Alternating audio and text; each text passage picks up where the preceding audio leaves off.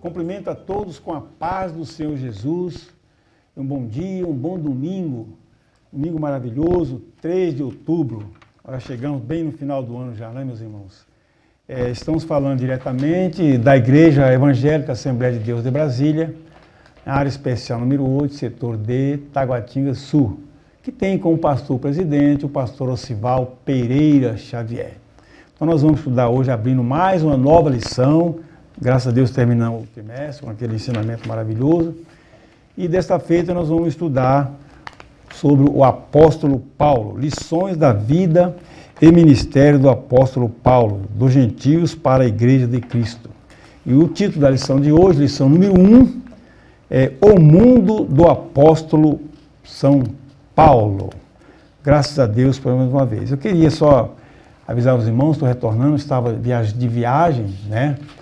Em seguida voltei, infelizmente, mas felizmente Deus me guardou, eu peguei Covid, fiquei um período de quarentena, mas eu e minha esposa, mas graças a Deus já saímos dessa quarentena, estamos livres, curados, algumas coisinhas ficaram para trás, uma pequena sequela, mas Deus é maravilhoso, graças a Deus estamos inteiros, felizes, eu agradeço as orações dos irmãos, a compreensão. Está conosco aqui o pastor Isidro, né, que é o nosso comentarista, digamos assim, oficial, né, da Escola Dominical, professor e pastor Isidro. Ele vai fazer uma oração para darmos abertura, sim, a mais essa edição da Escola Bíblica Dominical. Saúde os irmãos, com a paz do Senhor Jesus. Queridos, vamos orar. Pai querido, te agradecemos por mais essa oportunidade, pelo início de mais um trimestre, desta feita. Estaremos estudando a respeito do apóstolo Paulo. Usa as 3 lições, Senhor, para ajudar-nos a entender a chamada do Senhor para nossas vidas e também entender o projeto do Senhor para o mundo. Em nome de Jesus. Amém. Graças a Deus. O pastor Egídio vai ler o texto áureo e nós vamos então dar sequência ao estudo da palavra de Deus. Muito bem. O texto áureo se encontra em Atos capítulo 9, verso 15, que diz: Disse-lhe, porém, o Senhor, vai, porque este é para mim um vaso escolhido para levar o meu nome diante dos gentios e dos reis e dos filhos de Israel. Segundo a sua soberana vontade, Deus usa as circunstâncias para fazer uma grande obra. Essa é a verdade prática. Muito bem. A leitura bíblica em classe está em Atos capítulo 26, verso 1 ao 7, conforme está em tela. E vamos ler, né? O versículo 1 diz: Depois Agripa disse a Paulo: Permite-te que te defendas. Então Paulo, estendendo a mão em sua defesa, respondeu: Tenho-me por venturoso, ó rei Agripa, de que perante ti me haja hoje de defender de todas as coisas de que sou acusado pelos judeus. Mormente sabendo eu que tens conhecimento de todos os costumes e questões que há entre os judeus, pelo que te rogo que me ouças com paciência. A minha vida, pois, desde a mocidade, qual haja sido desde o princípio em Jerusalém, entre os da minha nação, todos os judeus a sabem. Sabendo de mim, desde o princípio, se o quiserem testificar, que conforme a mais severa seita da nossa religião, vivi fariseu. E agora, pela esperança da promessa que por Deus foi feita a nossos pais, estou aqui e sou julgado. A qual as nossas 12 tribos esperam chegar, servindo a Deus continuamente, noite e dia. Por esta esperança, ó rei Agripa, eu sou acusado pelos judeus. Muito bem, agora passemos, não é, para os objetivos. O primeiro objetivo geral. Mas antes do objetivo geral, queremos dizer para os irmãos que a lição ela se divide em 3 tópicos. O primeiro tópico é o mundo de Paulo no Império Romano. O segundo tópico, o mundo cultural de Paulo. E o terceiro tópico, o mundo religioso de Paulo, conforme está em tela.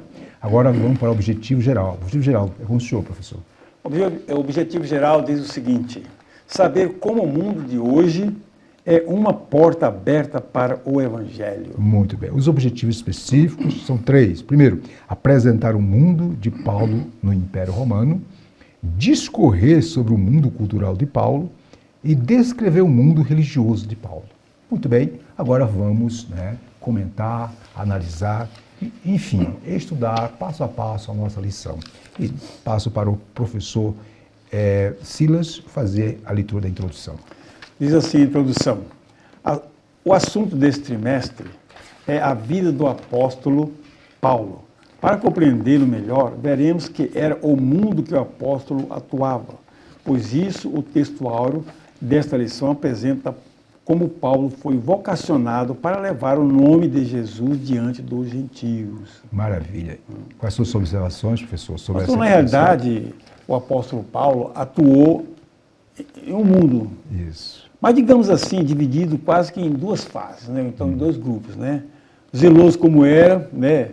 Inicialmente o seu universo foi como fariseu, atuava propriamente dito na lei de Moisés, ali judaísmo puro, propriamente dito, né? Era o judaísmo.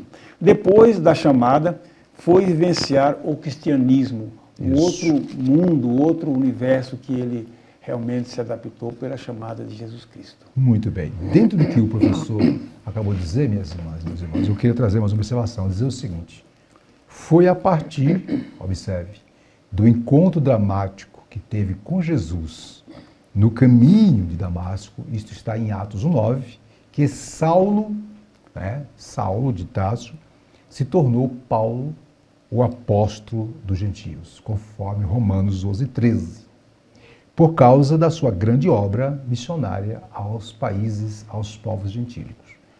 Lá em 1 Timóteo 2:7, observe, olhe só o que Paulo diz. Paulo diz: fui constituído pregador, apóstolo e doutor dos gentios, na fé e na verdade.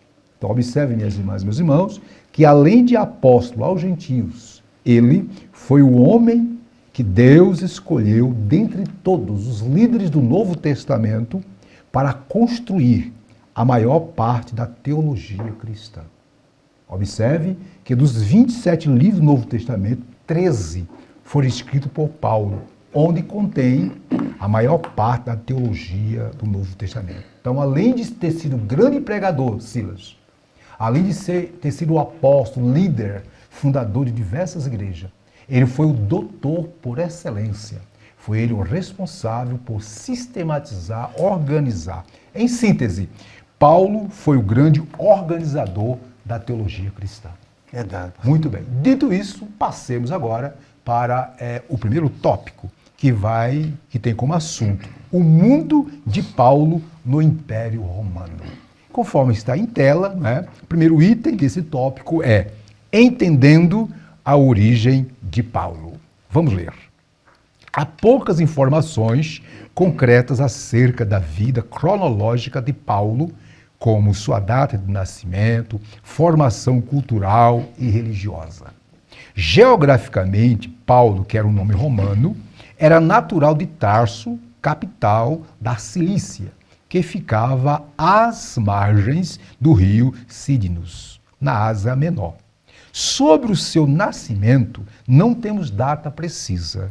Talvez tenha ocorrido no ano 5, mais ou menos, antes de Cristo. Dessa forma, quando o nosso Senhor, isto é, quando Jesus Cristo foi crucificado, Paulo poderia ter entre 30 e 35 anos de idade. Então, aí demonstra um pouquinho, um pouco sobre a pessoa de Paulo. Professor Silas, suas observações. É verdade, pastor. O Deus, como falou aqui, praticamente, vamos dizer assim, ele foi contemporâneo de Jesus. Se realmente essa data for real, contemporâneo. Mas a Provideus, ele está afastado desse ministério, Deus já sabia de antemão que poderia usá-lo, né? É verdade. Então, entre tantas apresentações de si mesmo, né, a origem dele, do apóstolo Paulo, como o caso que ele cita aqui em Filipenses 3,5, ele fala, quando expressa, circuncidado pelo 8º dia, da linhagem de Israel, da tribo de Benjamim, hebreu de hebreus, segundo a lei, fui fariseu. Então, ele começa a apresentação. Em outras palavras, fala, eu sou cidadão romano, de nascimento, e fala. Pela provável data, ele tinha mais ou menos, um pouco mais ou menos da idade de Cristo, então foi. Mas pela providência divina, se encontraram e se conheceram mais tarde, de uma maneira, como o pastor Zito falou, uma maneira assim um pouco dramática, né? Então Deus preservou Paulo para esse momento. Isso. Né? Ele não foi aquele discípulo presencial de Jesus Cristo, mas Deus o chamou de forma pessoal. Muito bem. Foi uma forma assim, como também os demais discípulos no ministério eterno de Jesus. Muito Mas bem. o apóstolo Paulo foi uma chamada diferenciada. Né, pastor? Interessante como Cecília, meus irmãos e meus irmãos, de fato, não sabemos, não é? É a época em que Paulo, por exemplo, foi estudar em Jerusalém, ok? Porque ele foi, seu pai era romano, a sua mãe era hebreia, ele foi criado lá em Tarso, né? Uma das cidades notórias do Império Romano, e ele foi levado para Jerusalém para ser educado na lei judaica. Não sabemos quanto tempo foi isso, né? Sabe-se que, observe, né? Que quando Estevão foi apedrejado, isso está lá em Atos 7:5-8, diz lá que as vestes de Estevão foram lançadas aos pés de um jovem chamado Saulo. Né? De acordo com os estudiosos, Saulo aqui deveria ter o quê? Uns 28, 29 ou 31 anos de idade, mais ou menos. Até porque, em torno de 30 anos. Né? Ok? Então, observe que é pouco, se sabe muito pouco sobre a origem de Paulo. Um outro detalhe, Cira, nós sabemos que Paulo tinha uma irmã, conforme Atos 23:16, lá fala que ele tinha uma irmã, cujo filho, sobrinho dele, ajudou, na época que ele estava preso lá, lá em Cesareia. E também sabemos que em Romanos 16, verso 7, lá Paulo fala de parentes. Romanos 16, verso 7, verso 11 ao 12, Paulo escrevendo aos Romanos, né, na carta, ele fala dos seus parentes, os meus parentes fulano, Beltrano e Cicrano. Então, pouco se sabe sobre a origem de Paulo. Porém, o que sabemos mesmo, como disse o Silas, ele foi o instrumento que Deus levantou para mudar a história. Muito bem, vamos continuar? Vamos para frente. Segundo item, vamos lá, a geografia do mundo de Paulo, né? O ambiente que ele viveu geograficamente, como é que era? O senhor pode ler para nós? Vamos lá então, ponto 2, o item 2 do ponto 1. Isso. A geografia do mundo de Paulo. Diz o seguinte: geograficamente o mundo gentílico estava sob o domínio do Império Romano. Naqueles dias, entre os anos 33 e 35 depois de Cristo, o imperador era Tibério. A dimensão geográfica do Império Romano permitia excelentes possibilidades de viagens missionárias. Isso. Segundo informes da história, a malha viária abrangia em torno de 300 mil quilômetros, bastante, né? Sendo que 90 quilômetros apresentava condições excelentes para viajar. As estradas do Império, bem como as vias marítimas, foram de grande importância para a expansão da fé cristã. Pelo Espírito Santo, o apóstolo percebeu as oportunidades incríveis para a disseminação do Evangelho no Império. Ele usou todos os meios possíveis de transporte da época, inclusive navios pelas vias marítimas, nas quais sofreu naufrágio e enfermidades. Assim, a geografia do mundo paulino tem papel essencial para a plantação das primeiras igrejas. Por isso, devemos pensar nas oportunidades que Deus nos dá para a eficiência da evangelização urbana do campo. Né? Muito bem. E aí, professor, sobre essa situação como geográfica... a lição diz, como o comentarista fala, né, pastor, que o Império Romano, na época... Só um pouquinho, né? Professor. Eu quero... Observe, queridos irmãos, aí em tela nós colocamos um mapa, né? Observe que o mapa está bem claro, mostrando aí o ambiente geográfico da época do apóstolo Paulo. Aí, ó, tá aí Jerusalém. Interessante, viu, meus irmãos? O apóstolo Paulo, ele conviveu, ele trabalhou, ele viveu em 3 continentes. Ásia, né? Olha aí, ó, Ásia, a época, aí o Império Romano é a época Ásia, África e Europa. E aí está o perímetro, né? Continue falando aqui, pode deixar em tela aí. Como o pastor Egito mostrou no mapa, bem oportuno mesmo, né? O Império Romano, na época, como diz, dominava grande parte da região. Inclusive, como falou, está no mapa, Israel e Jerusalém, propriamente dita. Né? Destacando a Ásia Menor, perdão, as cidades de Colossos, Corinto, etc. Vamos por aí. Paulo, geograficamente, em termos de evangelização, foi favorecido, como diz aí, pela situação geográfica do local, né? Isso. Anunciando Jesus Cristo e fundando igrejas por onde passava as chamadas viagens missionárias. Ele passou com muita coragem e audácia no mundo gentílico. Olha só que ele, apesar de estar nesse momento, mas normalmente a perseguição dele era mais presencial ali em Jerusalém, que era o foco do judaísmo e do cristianismo que nascente ali, né? Mas Deus o preparou, inclusive o Império Romano já tinha boas estradas e ele navegava ali, andava nas estradas, então ele tinha boa circulação ali, favorecido pela região e pelo tamanho do império também, disseminar muitas igrejas. Foi providência divina, né, pastor? Muito bem. Eu queria que voltasse em tela aí o mapa, eu queria mostrar alguma coisa do mapa, não é, geográfico. Observe, meus irmãos, como disse o professor Silas. Observe que a Judéia fica na parte da Ásia, né? Ásia. Então aí estão os limites do Império Romano, tá aí, ó, na época de Cristo. Então, vamos dizer, Ásia, quando você vai lá, por exemplo, para Grécia, ali já é Europa. Grécia, Macedônia, Europa, né? Aí quando você vai lá embaixo, ó, Cartago, Mauritânia, África, aí é o continente africano. E lá, então, os 3 continentes conhecidos na época foram todos eles, não é, digamos assim, eram todos eles territórios que o Império Romano estava presente. E Paulo, observa aí em tela, meus irmãos, Paulo começou lá está lá Tarso, né? Fica na Ásia Menor. Tarso era uma cidade bem em destaque do Império Romano. Lá tinha a 3ª melhor universidade, a qual Paulo com certeza estudou, né?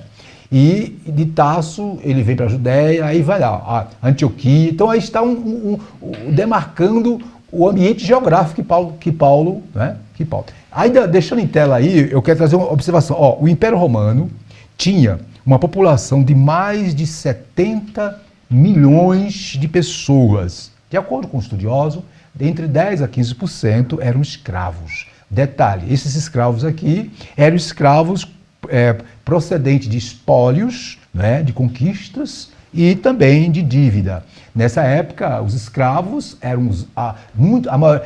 tinha escravo de olhos verdes, olhos azuis, loiros, negros. Não tinha esse negócio de escravo só da África, não. Isso é coisa do final da Idade Média, início da Idade Moderna. Mas vamos lá, voltando para cá.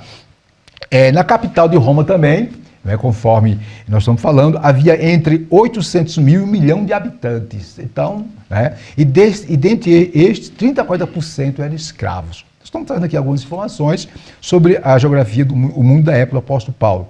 A expressão, né, que foi marcante, que hoje predomina nos livros de história, a expressão todos os caminhos levam a Roma, mais uma vez, por favor, voltem aí ao mapa, por bondade. Né? Todos os caminhos levam a Roma, vamos ver no mapa, né? Observa aí, de fato, todos os caminhos levam a Roma, tá bem claro aí, Essa expressão quer dizer o quê? Isso remonta ao fato de que nessa época, no século I, o Império Romano era o umbigo do mundo, isto é, da Bretanha, atual Inglaterra, a Pérsia, o atual Irã. Então havia um contato, havia comunicação. De acordo com o estudioso, havia 90 mil quilômetros de estradas. E até hoje existem muitas estradas preservadas daquela época. Além das estradas, tinha a malha viária e etc. Então, foi um ambiente que Deus preparou, levantou o homem certo por ter cidadania romana. Sim. E assim foi o apóstolo Paulo, o homem de Deus. Eu acho que sobre esse ponto aí, a gente está tranquilo, tá? Isso é uma geografia, né? Muito bem. Muito bem. Vamos passar então para o item 3. Estamos no tópico 1, o mundo de Paulo no Império Romano. Sobre a origem de Paulo, vimos que Paulo, né, dupla cidadania, por ter pai romano, ele passou a ter cidadania romana. Ele fez seus estudos aos pés de Gamaliel, também fez seus estudos seculares no 3º maior centro cultural do Império Romano, que era Tarso. Então ele foi altamente preparado para o desafio que Deus colocou. E agora vejamos o último ponto, Paulo chamado para os gentios, é o item 3. Atos 9 mostra em sua infinita sabedoria, conforme está em tela, e presciência, Deus separou Paulo e chamou a partir de uma experiência espiritual impressionante, né? Bem diferente dos demais apóstolos, para levar o nome de Jesus ao mundo gentílico. Ele soube que seu apostolado não se daria em Jerusalém, que já tinha Pedro, Tiago, o irmão do Senhor, e João, além dos outros apóstolos que ainda não haviam se espalhado pelo mundo. Por isso, Atos 26 menciona o testemunho pessoal do apóstolo perante o rei Agripa. Mas levanta-te e põe-te sobre teus pés, porque te apareci por isto, para por ministros e testemunha dos gentios a quem agora te envio. Enquanto, a está de azul, enquanto os apóstolos de Cristo restringiam-se a anunciar Jesus aos judeus, nosso Senhor convoca Paulo de maneira dramática para ser o apóstolo entre os gentios. Aí nós fechamos aí o tópico dizendo o seguinte: nosso Senhor continua a chamar pessoas para o ministério. Precisamos estar sensíveis à voz do Espírito Santo a nos chamar. Então, Paulo, está bem claro aí, né? Professor Silas, o senhor pode fazer seus comentários e fazer a síntese do tópico, por favor? Olha, pastor, isto é, os discípulos de Jesus, aqueles presenciais, quando eu falo presenciais, é aqueles que atuaram no ministério terreno de Jesus, né? Isso. Ele, quando Jesus foi assunto, ele já estava em Jerusalém. Então, parece que eles não entenderam bem o ídolo de Jesus, em Jerusalém, em Samaria, até os confins da terra. Muito bem. É como se não precisasse de Paulo em Jerusalém.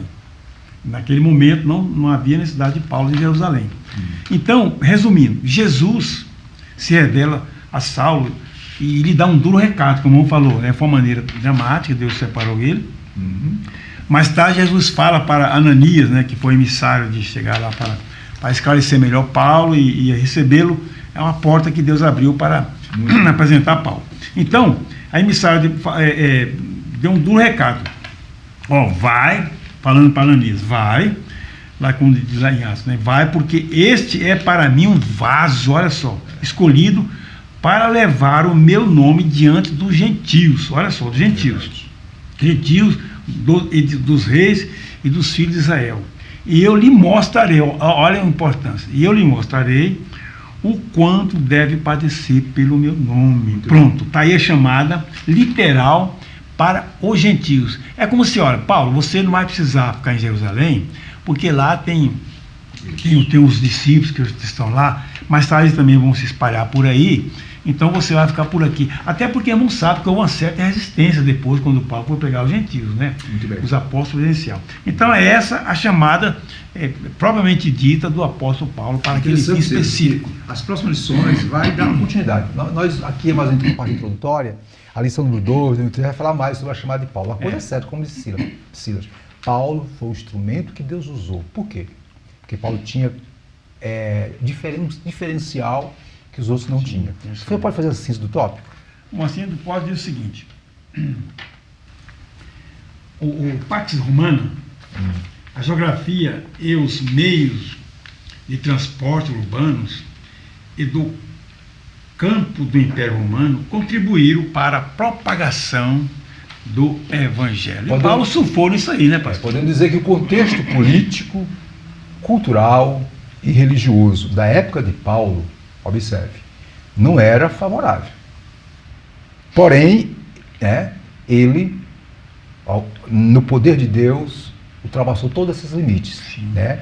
Ele desbravou, abriu fronteiras e se tornou um personagem que foi usado por Deus, pelo próprio Jesus, para mudar a história, podemos dizer assim, do próprio Império Romano. Vamos continuar.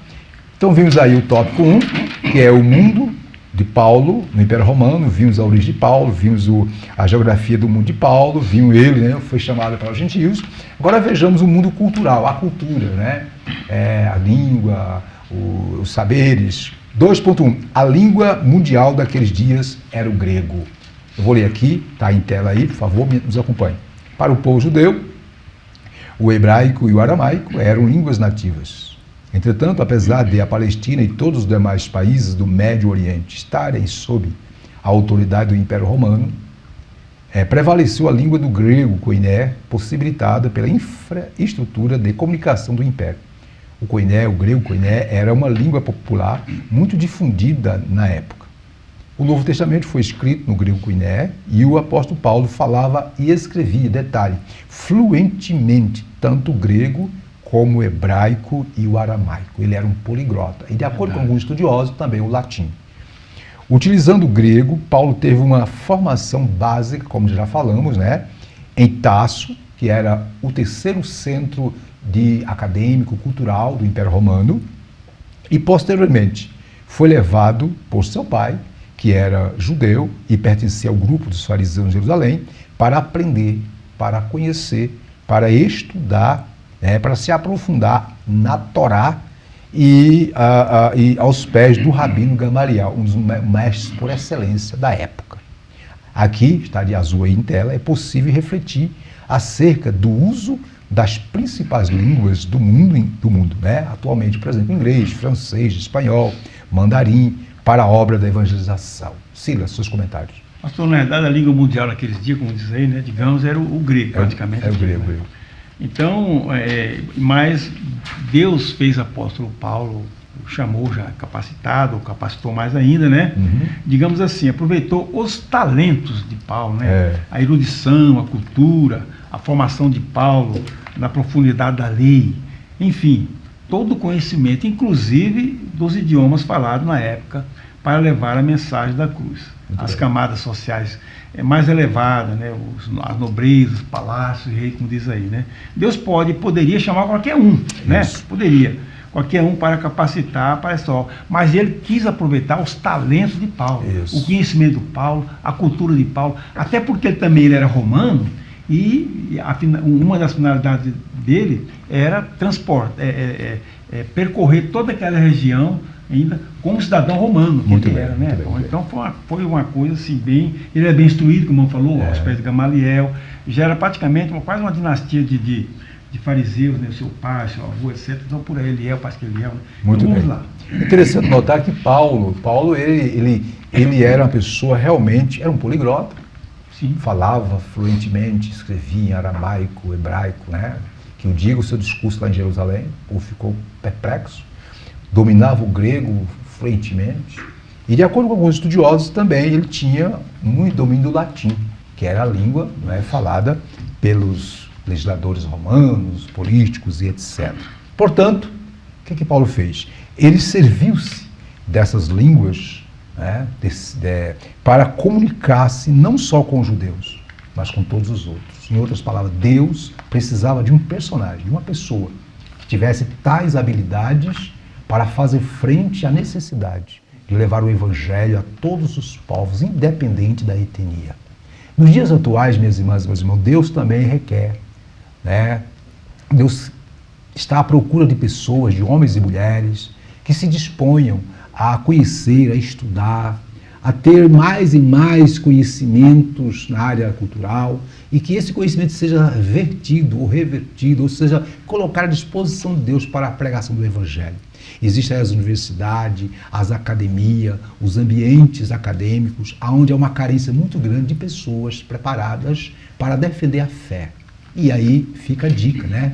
Vivemos no mundo, temos o continente asiático, a Oceania, temos a Europa, temos a África, temos também a América do Norte, Sul, Central. São lugares que exigem certas habilidades, certos preparos para fazer a obra. E Deus está chamando os ceifeiros da última obra. Vamos passar para o tópico 2, estamos no tópico 2, o mundo cultural, e falamos do mundo geográfico, agora vamos falar do mundo cultural, né? O mundo cultural do apóstolo Paulo é o item 2, está aqui, ó. O mundo cultural do apóstolo Paulo. O senhor pode ler esse item aí, por favor? Não, diz assim, o Império Romano respeitava a diversidade religiosa. Isso. Desde que se respeitasse os deuses do Império. Em Roma havia os cultos a entidades gregas como Eleusis, Dionísio, Átis, que se integravam com divindades egípcias como Osíris, Ísis, Serapis, bem como as divindades orientais, Mitra, Asclépio, uma divindade de cura. Havia divindade também da Ásia Menor, sob o domínio do Império em Éfeso, Colossos e Coríntio, tais como Diana, Artemis e outras mais. Essa diversidade religiosa acabou facilitando, olha só, a propagação do nome de Jesus pregado pelo apóstolo. A realidade atual das diversidades culturais e religiosas pode abrir caminho para que, de maneira inteligente, evangelizamos o mundo, nos termos do apóstolo Paulo, no Areópago de Atenas. É coisa maravilhosa. Na verdade, pastor, o mundo cultural do apóstolo, né, como diz a lição, vemos aqui uma diversidade de deuses, né? Muito Deus, né? Divindades e cultuações diversas também. De certa forma, essas culturas sempre têm influência negativa para o evangelho, teria, né? A princípio poderia ser um grande empecilho para Paulo, mas pelo contrário, isto é, para ele pregar o evangelho.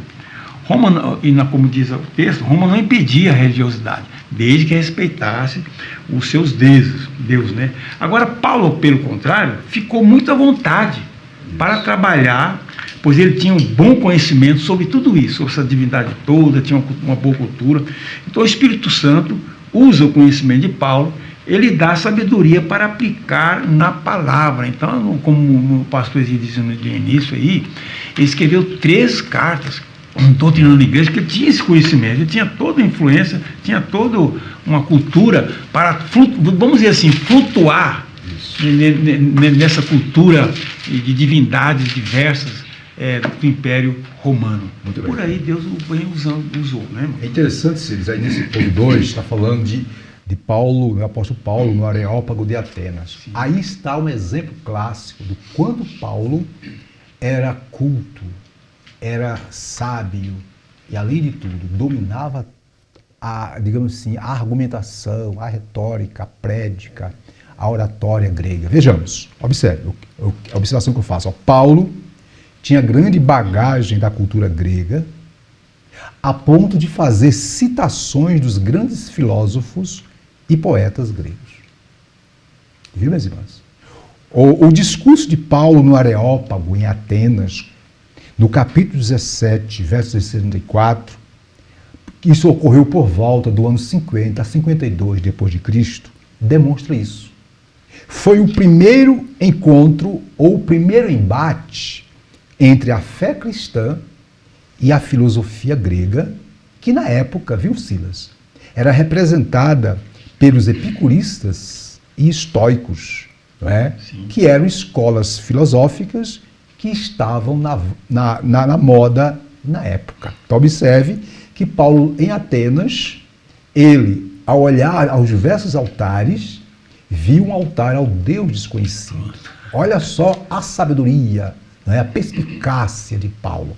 E aí Paulo começou o seu discurso, não é? Exatamente a partir do altar ao Deus desconhecido.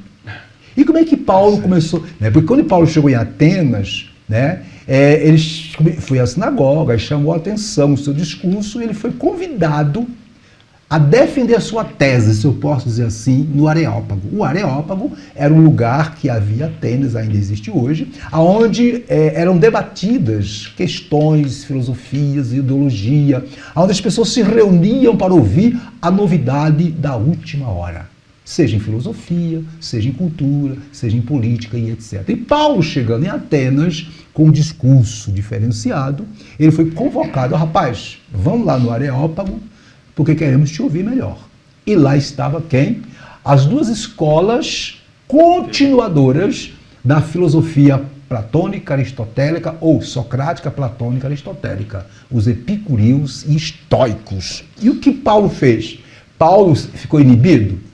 Paulo ficou com medo? Não. Olha só, Paulo, a partir do altar ao Deus desconhecido, começou o seu discurso afirmando, olha só, o que fala? Abre aspas, Paulo disse: ao Deus desconhecido, que vós honrais, não o conhecendo, é o que eu vos anuncio. E Paulo continua: o Deus que fez o mundo e tudo que nele há, sendo o Senhor do céu e da terra, não habita em templos feitos por mão de homens. E aí, observe, minhas irmãs e meus irmãos, no versículo 28, Paulo, o doutor Paulo, o grande mestre, Paulo, habilmente, durante o discurso, faz, escute, uma citação, minhas irmãs e meus irmãos, do filósofo e poeta Epimênides. Filósofo esse que viveu por volta do século VI a.C. Não é? E o que Paulo cita sobre esse filósofo? Ele cita a frase: porque nele vivemos e nos movemos e existimos. Por que Paulo fez isso? Paulo citou, não é, uma poesia, uma palavra do filósofo grego para mostrar para os filósofos daquela época que ele estava realmente afirmando algo que tinha base racional. Olha só a contextual. E aí vai seguir, além dele citar Epimênides, não é? Que era um poeta e filósofo, ele também vai citar outros dois poetas, que é Arato, que viveu 315, 240 a.C., e Cleantes, que viveu 331, entre todos gregos. E o que esses dois poetas disseram? Aí Paulo diz, eles disseram o quê? Pois somos também sua geração. Então o que eu quero dizer com isso? Paulo citou poetas e os filósofos gregos para mostrar para os epicureus que a teologia dele, que a fé, que a tese dele era uma tese que já tinha sido pensada, refletida no passado, e que ele estava dizendo e mostrando que o Deus que ele pregava, de fato, era o Deus que, obviamente, podia fazer aquilo que os poetas disseram. Né? Ok? Então, em resumo da ópera, Paulo ali deu um show. Detalhe, quando Paulo terminou a sua palavra, pastor, diz ele que o Areopagita se converteu, né? Paulo ficou pouco tempo em Atenas, mas fez um estrago. O que isso significa? Paulo dominava o grego, dominava a cultura romana, conhecia filosofia, conhecia tudo, e ele usou de tudo para ganhar todos para a glória do nome do Senhor. Okay? Olha só, pastor, e ele baseou seu discurso exatamente naquele altar dos deuses conhecidos. Ó, esse Deus conhecido que vocês não conhecem, eu vou apresentar ele agora para vocês. Sabedoria, habilidade. Então né? usou a filosofia da época, os poetas, muito bem. Os filósofos, e falou, não, como se dizer, ó, eles estavam falando sobre esse Deus desconhecido que muito vocês bem. hoje apresenta aqui. Agora estou apresentando esse Deus para vocês. Como nós falamos, vimos aí então, né, o mundo cultural do apóstolo Paulo, vimos que ele dominava toda a cultura, e o item 3 vai falar da influência da filosofia grega, que já acabamos até de dizer, vou ler aqui, Cília. Nesse mundo religioso, como já foi lido, havia influência filosófica grega, essencialmente o Império Romano, era politeísta, e Paulo referiu-se a isso em 1 Coríntios 48:5.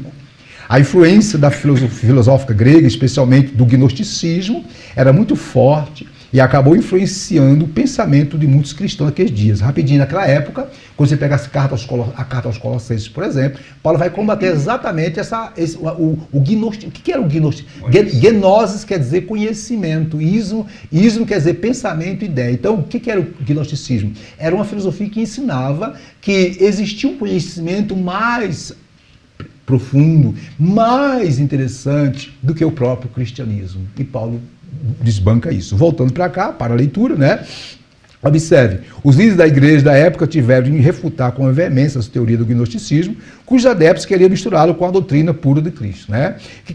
Eles falavam que era necessário colocar os conhecimentos filosóficos junto com o conhecimento de Cristo para que isso transformasse um conhecimento mais amplo. Aí vem, naturalmente, pelo fato de ter vivido naquele mundo, Paulo teve de fortalecer a doutrina cristã sobre Deus, fé, Jesus Cristo, Espírito Santo, graça e salvação. O apóstolo, discutivelmente, se tornou o grande defensor do Evangelho de Cristo. Como proclamadores do Evangelho, devemos nós também pensar em estratégias a fim de que nossos jovens e adolescentes, bem como a maturidade cristã, possam expressar as razões ou a razão da fé com mansidão e temor diante dos não crentes. Silas, seus comentários. Só na verdade a influência filosófica grega, né? É evidente que os primeiros cristãos, né, enfrentavam certa dificuldade para se firmar no puro e genuíno Evangelho de Jesus Cristo, certo? Visto a influência da filosofia grega, que influenciava muito na época. Aliás, a cultura grega e filosófica dominava na época, né, acentuadamente o gnosticismo, como o irmão falou aí, né?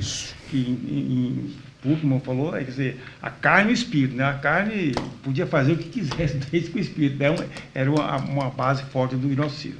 Que sutilmente entrava na doutrina cristã, o gnosticismo.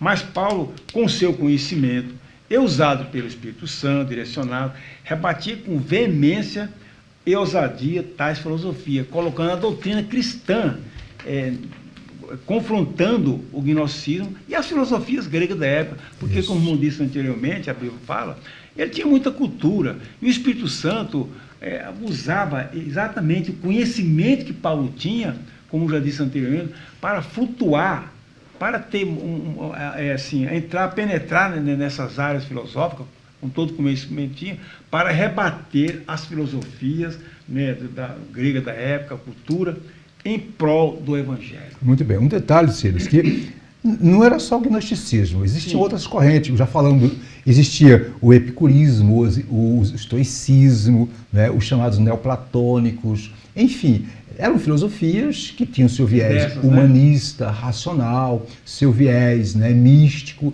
e que aos poucos foram entrando, tentaram entrar sorrateiramente na igreja, e Paulo, habilmente, buscou, né, digamos, desestruturar esse tipo de pensamento do que diz respeito a influenciar o Evangelho.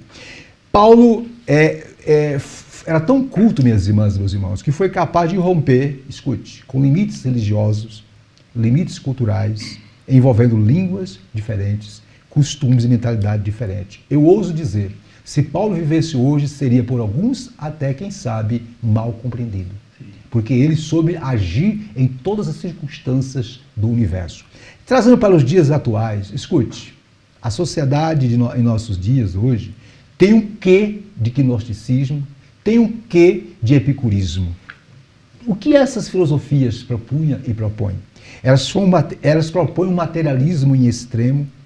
Elas propõem como epicurismo que o homem vive como se não houvesse, né? Propõe para que o ser humano viva, né, e dependa somente de si, que não se importe com o futuro, que viva, e isso é o que pode ser feito. Evite a dor, evite o sofrimento.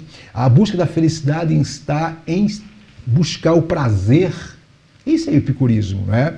Também é uma filosofia que tem como proposta, o que importa é o que é agora. Em outras palavras, eram filosofias que ensinavam um humanismo desenfreado. Não é isso que está acontecendo hoje nos colégios, no ensino fundamental, no ensino médio, na universidade, nas faculdades, nos meios acadêmicos, na sociedade. Os nossos jovens, nossos adolescentes, todos estão nesse embate. Fechando, eu quero dizer o seguinte, meu irmão. Hoje temos que lutar contra o marxismo, existencialismo, temos que lutar contra o niilismo, né? Temos que lutar contra as correntes filosóficas que busca sobrepor, que busca destronar as verdades bíblicas. E como fazer isso? Aí sim, temos que ser como Paulo, né? Viver a essência do cristianismo, nos preparar com argumentos teológicos, espirituais, mas também racionais, para mostrar que a proposta de Jesus é muito superior à proposta humanista dos homens. Síntese do tópico, por favor. Diz assim a síntese do tópico. O grego koineo, eu já vi até acento diferenciado aqui, né, em outras traduções, né? O grego koineo era a principal língua do tempo do apóstolo. E como mola propulsora da cultura grega, ela contribuiu para a propagação da mensagem escrita do Evangelho. Então, o conhecimento era amplo. Não, Paulo foi fenomenal, gente. Paulo foi fenomenal. Paulo era o que havia de melhor em termos de capacitação pessoal, né? Ele foi o grande, repito, estruturador, organizador, sistematizador da teologia. Aqui para nós, meus irmãos, se você quiser conhecer o que é teologia, sobre Deus, sobre Jesus, sobre o Espírito Santo, sobre o ser humano, não fique preocupado com o arminianismo, com o calvinismo. Vai para a teologia, vai para as cartas de Paulo. Lá está tudo explicado. O que vem depois de Paulo é só comentários à parte. Paulo tem a palavra definitiva. Vamos lá, gente. Terceiro tópico, aí vem o mundo religioso de Paulo. Para terminar, 3.1, Paulo se identifica como judeu. Você pode ler para nós? Vamos lá. Para terminar isso aí. Paulo declara a sua defesa em Jerusalém diante dos judeus que se opunham à sua mensagem, tratando-o como traidor da fé judaica. Aspas, ele dizendo: eu sou judeu, nascido em Tarso, da Cilícia. Ele falava em hebraico para aquela plateia, quando todos esperavam que ele falasse apenas o grego. Olha só a surpresa cultural dele, né? O apóstolo tinha o sangue de pais judeus. Seu pai era fariseu zeloso, influente na sinagoga em Tarso, e o criou para ser um fariseu tanto quanto ele mesmo. Muito bem. Então, realmente... Então, isso aí, aquilo que nós falamos. Né? Não tem... Ele foi lá, ele foi pego lá, né? Acusado de corromper a lei, aquela coisa toda, ele foi levado àquela turba furiosa. Pensava que ele era um gentil. Um gentil, qualquer um, né? Mais um que estava... Mais um agitador, né? Agitador, mas só quando ele, né, pediu com a mão para que houvesse silêncio, aí abriu sua boca, começou a falar fluentemente, né? A língua do seu povo, causou admiração, a língua nativa, né? de forma equilibrada, sucinta, pausadamente, o povo ficou de queixo caído. Os próprios soldados romanos, rapaz, pensavam que você era um agitador, rapaz, você não é pouca coisa, não. Né? Aí Paulo vai falar com um soldado em grego, mas rapaz, você também está... né? E eu quero crer que até em latim. Ele dominava, né? Então ele, de fato, poliglota, né? Foi o homem certo para o momento certo, né? Acho que isso aqui está tranquilo, né, pastor? Pode continuar, pode adiantar? Ele se opunha, o que se opunha à fé ao cristianismo, ele mudou tudo, mudou né? Tudo. De segurança, ele se identificava como judeu zeloso, conhecedor da lei. Isso. Então, quando viram que ele conhecia a lei, conhecia os idiomas e falava fluentemente, assim, opa, esse não é qualquer um, não. Interessante. Não é um Filipenses 3,5 diz lá que Paulo diz, Paulo que diz, que foi circuncidado ao 8º dia, olha só, da linhagem de Israel, da tribo de Benjamim, hebreu de hebreus, segundo a lei, diz ele, fui fariseu. Ele não era pouca coisa, não. Mas vamos lá, continuando. 2, Paulo foi criado dentro, como já falamos, né, da fé judaica. Vou ler aqui. A circuncisão foi uma lei obedecida pelos pais de Paulo, que o circundaram aos 8 dias de nascido, como eu acabei de ler. Filipenses 3,5. Uma vez que os judeus valorizavam muito a genealogia, o apóstolo também se declarou da tribo de Benjamim, conforme lemos em Filipenses 3,5. Dentro da fé judaica, Paulo se tornou um defensor ardoroso da Torá e obedecia a todas as regras e leis requeridas, especialmente pelos fariseus, que era o grupo que era tido como os chamados santos separados. Ele era um religioso extremamente zeloso no sentido de cumprir piamente a lei de Moisés. Aí nós colocamos de verde em tela. O apóstolo deu testemunho de que havia sido instruído no conhecimento da Torá desde sua meninice, aos pés de nada menos do que do rabino Gamaliel, personagem que na época era muito reverenciado no que diz respeito ao ensino, a ser um grande mestre, não é? Pois conhecia tudo de ritos, leis, regras que registram a autoridade. Portanto, Paulo era um expert, por favor. Na verdade, Paulo, como diz o pastor, fariseu ardoroso, que era, esclareceu na sua defesa que era judeu, da tribo de Benjamim, ele foi dando a sua qualificação, né? Isso. E aí todos, naquele momento ali, conheciam como um judeu praticante, como declarou ser instruído aos pés de Gamaliel, né, que era, digamos aqui, o top da época do ensinamento, né? Um rabino de tradição, provavelmente esse Gamaliel, né, de Eliel, de uma ramificação de fariseu, defensor da Torá e cumpriu os ritos da lei. Ele mesmo fala que foi circuncidado. Ele não negou que era fariseu tal, que conhecia a lei. Mas agora, depois de conhecer Jesus, aí transformou. Agora não, a pregação dele agora é a cruz de Cristo. Era o Cristo crucificado, o Cristo ressurreto. E por aí veio as doutrinas que ele implantou através do Espírito Santo para as igrejas que permanecem até hoje. Agora o que me chamou a atenção, Cila, irmãs e irmãos, é que Paulo, com todo esse cabedal, toda essa estrutura teológica, rabínica, preparado para ser um mestre, ele era um mestre, né? Da lei, ele, ao encontrar com Jesus, ele não abandonou o conhecimento que ele tinha, mas ele aproveitou todo o conhecimento, o Espírito Santo levou ele a aproveitar toda a bagagem que ele tinha para entender melhor o plano e o projeto de Deus. Observa aqui, coloca aqui, ó. Não foi fácil para Paulo se desvencilhar-se do seu judaísmo e do seu papel de fariseu zeloso para absorver uma nova doutrina. Não foi fácil, não. Entretanto, sua conversão foi tão revolucionária que o fez mudar de rumo e direção. O apóstolo Paulo teve sua formação educacional e religiosa, viu, Silas? Em duas das principais cidades de sua época. Tasso, ele foi educado na área acadêmica, filosófica. Em Tasso ele conheceu o grego, ele conheceu a cultura grega, ele conheceu sobre os poetas gregos, filósofos, também sobre a cultura romana. Ele conheceu sobre a legislação romana, isso conheceu em Tasso. Mas em Jerusalém ele conheceu, não é, a lei, a Torá. Ele tinha, não é, foi tratado, trabalhado para ser o homem certo na hora certa. Vamos agora para o item 3, que vai terminar o tópico 3. Estamos falando do tópico 3, o mundo religioso de Paulo. E o item 3 vai falar sobre o mundo, palco da mensagem de Paulo ao povo gentílico. Eu vou ler aqui. O mundo missionário dos apóstolos de Jesus restringia-se numa visão inicialmente limitada apenas ao povo judeu.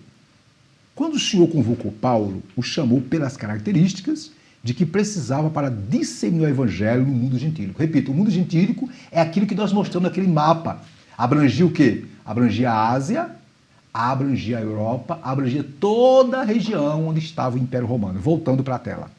As culturas romana e grega que Paulo adquiriu davam-lhe, observe, condições de peregrinar pelo mundo gentílico. Ele plantou igrejas na Galácia, na Acaia e na Ásia Menor. Isto é, aqui refere, ele plantou igreja na Ásia, na Europa, ele percorreu todos esses lugares, né? Ok? Ele também não se importava com o status social, pois tinha bagagem cultural para entrar nos palácios, nos sinédrios judeus, nas praças, no Areópago em Atena, como falamos. Portanto, o mundo dos gentios foi o palco que o Espírito Santo montou para que Paulo pregasse o nome de Jesus e estabelecesse novas igrejas por onde passasse. Queridas e queridos, meus irmãos, o mundo de hoje é esse mesmo palco que o Espírito Santo preparou para que preguemos o Evangelho com a graça de Deus. Siga seus comentários. Na verdade, enquanto os apóstolos de Jesus Cristo, né, no ministério terreno, até compreender o ídolo de Jesus, né, que falava, se limitaram a pregar o evangelho apenas aos judeus, ignorando o ídolo de Jesus, né, como Jesus disse, Jerusalém, Judéia e até os confins da terra. Isso. Então Jesus chamou Paulo, como já disse, com toda aquela cultura, né, para esta tarefa, pois ele estava preparado e apto, né? O Espírito Santo conhecia o que Paulo tinha, a bagagem de Paulo, né? Pelos seus conhecimentos, o Espírito Santo direcionou a levar as boas novas ao gentio. Teve até resistência inicialmente, como nós dissemos, mas o palco dele era esse mundo. E também, pastor, Paulo tinha um conhecimento geográfico muito grande também. Ele conhecia tudo. Ele conhecia o mapa da época. Então, com todo o conhecimento cultural, né, a necessidade, ele tinha o conhecimento de Roma que era como romano, a língua que ele falava. Então, ele não era uma pessoa cega, Não, ele tinha toda a abertura, um leque muito grande para trabalhar no Evangelho, e o Espírito Santo capacitou, já sabia do conhecimento dele, falou, eu vou pegar todo esse conhecimento que Paulo tem e jogar no Evangelho. Embora mais tarde eu fale que esse conhecimento humano é esterco, mas ele não se gabava por ser, não, eu sou tal, não. Ele falava realmente que tinha conhecimento, tinha tudo, mas ele falou, esse conhecimento humano, essa filosofia humana, todo esse conhecimento é como esterco, é como nada. Agora, um detalhe, quando ele disse isso, ele não estava menosprezando. Não, absolutamente. Vamos ter muito cuidado, meus irmãos, que tem pessoas por aí, Sila, não, ele era contra a filosofia, não. Ele estava dizendo, ó, aquele conhecimento humano que não leva a pessoa a compreender melhor a salvação, a entender Deus, é um conhecimento que não tem valor. Só uma vírgula aí. Tanto é que, pelo conhecimento que ele tinha adquirido nas faculdades, nos acadêmicos, foi aí que o Espírito Santo usou ele. Então nós temos que estudar mesmo, tem que pegar os livros, estudar a cultura do local. Inclusive tem até essa missão transcultural. Né? Os missionários devem se bater em cima disso. O detalhe interessante que observe, diferentemente, viu, meus irmãos, dos demais apóstolos, o Senhor Jesus, aqui é claro, viu em Paulo o homem que possuía, Silas, as qualidades ideais.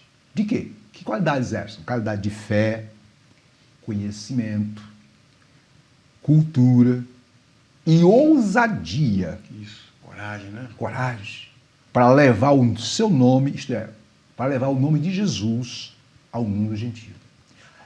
Tanto que lá em 13:9, né, lá fala, né, aliás, lá quando Paulo, capítulo 9, Jesus diz, este é um vaso que me é útil para que a minha mensagem chegue aos gentios. Vamos ler isso? Lá em Atos 9:15, né? Vai dizer, ó, este é para mim um vaso escolhido para meu nome diante de Deus. Então Deus escolheu a dedo. Né? Deus escolheu a dedo. Aí fechando esse ponto, né? Observe que como cidadão romano, Paulo foi capaz, Silas, através da pregação, revolucionar o mundo gentílico. Paulo, vamos ter outra coisa. Paulo foi pregador, viu, Silas? Pregador. Paulo foi o grande líder, grande fundador de igreja, apóstolo, mas, além disso, Paulo foi um grande mestre, foi um doutor, foi um grande ensinador. Foi ele que legou à igreja, a nós hoje, toda a estrutura teológica. Ele sistematizou aquilo que nos evangelhos está solto. Ele recebeu de Deus, através do Espírito Santo, não é? A graça de organizar, de lançar os fundamentos da teologia. Rapidinho, cristã. Embora o apóstolo Paulo, observe, minhas irmãs, tenha tido uma excelente formação educacional, como disse Silas, e religiosa, seu compromisso como apóstolo de Cristo era unicamente com a mensagem do Evangelho. Seu objetivo não era impressionar as pessoas com sua oratória, com a sua loquacidade. Não. Mas o seu objetivo era levar os crentes, as pessoas, seus ouvintes, a um conhecimento mais profundo a respeito de Jesus Cristo. Então, apesar de ter essa bagagem cultural, ele colocou tudo aos pés de Deus, para que Deus o usasse para a glória dele. Ei, meu querido jovem, minha irmã, meu irmão, você que tem sua formação secular, coloque isso nas mãos de Deus. Você que é professora, que é professor, que é educador, lá no ensino fundamental, lá no ensino médio, ou no ensino infantil, ou no ensino superior, coloque esse conhecimento que você tem nas mãos de Deus. Diga, Deus me usa nesse ambiente acadêmico para ser um instrumento de bênção, para mostrar para as pessoas que existe algo muito mais poderoso do que as filosofias, do que os conceitos da psicologia. Existe algo que de fato pode mudar a história. Este algo é o Evangelho. Né, Silas? Verdade. Síntese do tópico. A síntese do tópico é o seguinte: o apóstolo Paulo se identifica como judeu, pois ele foi criado dentro da fé judaica. Então tinha um amplo conhecimento ali. Muito bem, minhas irmãs e meus irmãos. Chegamos ao término de mais uma exposição, né, dessa primeira lição do trimestre. As outras lições vão desmembrar, vão descortinar mais sobre Paulo. Vimos hoje, primeiro, vimos o mundo de Paulo, do Império Romano, nós mostramos o mapa, não é? Ok? Vimos também o mundo cultural, vimos o mundo geográfico e o mundo cultural, filosofia, né, diversa religiosidade. E, por último, vimos o mundo religioso de Paulo. Paulo, fariseu, judeu. E um detalhe, irmão, Paulo, ele foi tão sábio, Silas, que eu queria aqui apenas ler uma referência aqui, ó. Em primeira carta aos Coríntios, Corinto era uma cidade também altamente evoluída, onde a filosofia era algo que era visto como sendo de grande importância. E Paulo, lá em Coríntios, 1 carta 9, verso 20, olha só, diz Paulo, procedi para com os judeus como judeu, a fim de ganhar os judeus, procedi para os que vivem sob o regime da lei, como se eu mesmo assim vivesse, para ganhar os que vivem debaixo da lei, embora não esteja debaixo da lei. Continua. Aos sem lei, como se eu mesmo o fosse, não estando sem lei para com Deus, mas debaixo da lei. Fiz-me tudo para ganhar todos para o Evangelho. O que eu quero dizer com isso? Paulo não deixou se levar por falácias do farisaísmo, por falácias religiosas. Ele estava preocupado, único e exclusivo, em apresentar Jesus, o Salvador do mundo. Conclusão, você pode ler para nós? Olha aí a conclusão. A cultura geral que Paulo adquiriu, né, ao longo da vida tornou-o capaz de enfrentar os oponentes do Evangelho com ousadia e ciência. Isso. Diante de reis, governadores, tribunos e autoridades religiosas, o apóstolo era excelente orador e arguto no conhecimento de várias ciências. Paulo tinha uma personalidade forte e dinâmica, orientada por convicções profundas, e perseguia seus objetivos com desvelo e grande envolvimento emocional. O mundo do apóstolo foi o que Deus lhe abriu para que comunicasse o Evangelho de Cristo. Muito bem, suas observações. Quando Deus chamou Paulo, o apóstolo Paulo, ele já sabia dos conhecimentos que Paulo tinha adquirido. Olha como é bom estudar, como é bom você ter conhecimento. Sim, detalhe, Deus quer usar todos nós. Sim. Porém, Deus, obviamente, vai usar aquele que está mais preparado. Sim. Mas que é humilde também, viu? E vai direcionar o preparo dele, a cultura dele, o conhecimento dele para o Evangelho. Para o Evangelho. E para agir no local e no lugar certo, né? No lugar certo. Então, Paulo usou o conhecimento que Paulo tinha, a sua cultura, o seu repertório, né, cultural, e um caráter e ousadia, né? O mundo do universo de Paulo era esse, por enquanto, né? Então, era a pessoa certa para usar como pregação, na pregação do Evangelho, para a nobreza social e autoridade gentílica, né? Que ele foi anunciar. Olha, irmão, e foi um grande homem de Deus, como o apóstolo, com certeza, como o pastor falou. Depois de Jesus, ele preparou todo o repertório teológico, as doutrinas cristãs, o ensinamento cristão de hoje. Foi por esse conhecimento. Todo o arcabouço teológico que temos foi Paulo. Foi Paulo que teve. Por isso que eu digo, meus irmãos, não se iluda com o calvinismo, com o arminianismo. Estuda a teologia de Paulo. Acabou. Vamos parar de ficar nos degradando. Nada contra Armínio, contra Calvino. Eles têm seus pontos de vista, são excelentes, são maravilhosos. Mas por que ficar debatendo, discutindo ideias desses grandes teólogos, se nós temos o teólogo que foi, de fato, o grande teólogo? E tem mais, pastor. Olha só, em algumas citações de Paulo, fala assim, porque eu recebi do Senhor, quer dizer... Direto do Senhor. Direto do Senhor. Foi dizer, ele não pesquisou terceiros, não. Isso. Ele recebia do Senhor. Então era essa. Meus irmãos, chegamos ao final. Eu queria só fazer uma observação. A pergunta que não quer se calar, Silas, irmãs e irmãos, é o seguinte. Quais as necessidades que o mundo de hoje apresenta?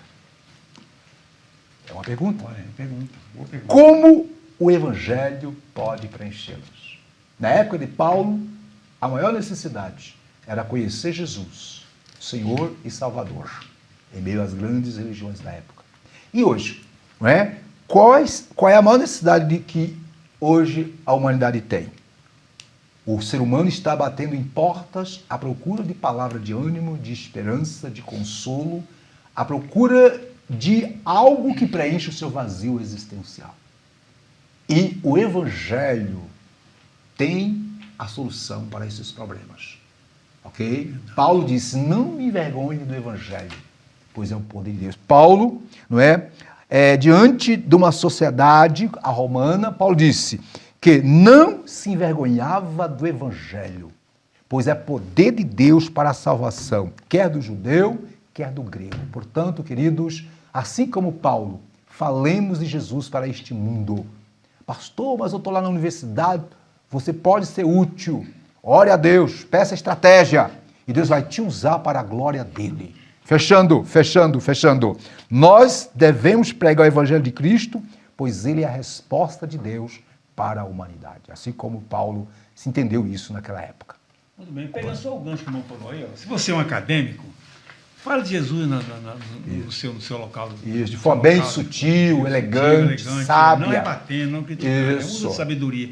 Se você fizer isso, o Espírito Santo vai dar sabedoria para você. Olha, o seu serviço, o seu local, as vizinhanças. Olha, você tem, se você se ater sobre isso aí, o próprio Espírito Santo vai instruir você, vai dar sabedoria para você andar nesse ambiente. Isso. Interessante. Temos que evangelizar, temos, meus irmãos. É bom que evangelismo na rua, é essencial.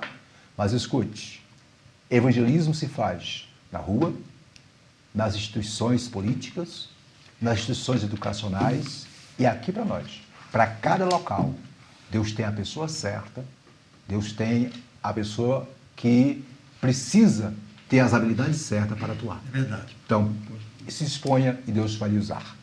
Muito bem, meus irmãos, graças a Deus chegando mais um fim de uma lição, né, sobre o apóstolo Paulo, a primeira, né, a abertura. Aqui essa lição deu assim, um panorama geral. Né? E agora, nas próximas lições, nós vamos entrar propriamente dito no ministério de Paulo. Isso. Por exemplo, domingo que vem nós vamos ter uma lição número 2, de 10 de outubro, que fala Saulo de Tarso, o perseguidor. Então vai dar assim todos os pormenores da chamada de Paulo. E os irmãos adquirem esta lição, já está iniciando, pode ser que se esgote logo a lição. Então aproveite, compre a lição, estude em casa, para o domingo que vem os irmãos já virem preparados para receber os ensinamentos e a complementação do que você estudou em casa. Eu desejo aos irmãos um bom domingo, um bom almoço com os seus familiares, quem não tem, que Deus abençoe e continue abençoando, e um bom domingo para todos, se Deus quiser. E hoje à noite? Hoje à noite, às 18 horas. Grande culto, é culto de... Primeiro culto do culto de missões. Culto de missões. Hoje é o culto de missões, para de missões. Venha ouvir uma palavra de ânimo, de fé, de esperança, orar, louvar, adorar. Começa às 18 horas, né, às 18 horas. E detalhe, meus irmãos, se você não tem condições de estar aqui por algum tipo de enfermidade, não se preocupe. Acesse a Deb TV, que está aí em tela, e você vai ser também, junto conosco, impactada pelo poder de Deus, né? Muito bem. Ok? Muito bem. Pastor, o pastor vai orar pelos enfermos da mesa apostólica. Eu estou com uma coisa assim um pouco... Muito bem. Vamos fazer a oração pelos que fizeram aniversário, né, querido? E pelos enfermos. Primeiro, pelos aniversariantes. Pai, pedimos a tua bênção sobre aqueles que fizeram aniversário durante a semana que se passou e que hoje estão fazendo. Deus, dê saúde física, emocional, espiritual, guarda, livra, protege, dê muitos e muitos anos de vida. Oramos também, ó Deus, por aqueles que se encontram doentes, enfermos, seja no hospital, seja em casa. Pai, entra com providência, curando, restaurando a saúde, abençoando teus filhos, ó Pai. É no nome de Jesus que nós oramos neste momento. Que a graça do Senhor Jesus Cristo, o amor de Deus, nosso Pai, a comunhão consoladora do Espírito Santo, seja com todos hoje e sempre. Amém. A promessa é para nós e nossos filhos. A vitória é nossa pelo sangue de Jesus. Até breve, irmãos, se Deus quiser. Isso, Deus abençoe a todos. Tenha um final de domingo abençoado. Amém. E uma semana vitoriosa, né? Amém. Uma semana vitoriosa. Deus abençoe. IBADEB, Instituto Bíblico da Assembleia de Deus de Brasília. Material autodidático. Você também pode estudar por extensão, por ensino à distância ou de forma presencial. Cursos de integração ministerial, curso médio e avançado em teologia. E os nossos cursos para ensino à distância, você pode estudar em qualquer lugar do mundo. Cursos de integração ministerial, curso médio e avançado em teologia. Em nossos cursos presenciais, cursos de formação em psicologia pastoral, formação em ciência da religião e formação em educação religiosa. Na IBADEB você tem preços a custo acessível. Entre em nosso site e conheça os nossos cursos www.ibadeb.com.br ou pelo telefone 613573 1578. IBADEB, Instituto Bíblico da Assembleia de Deus de Brasília.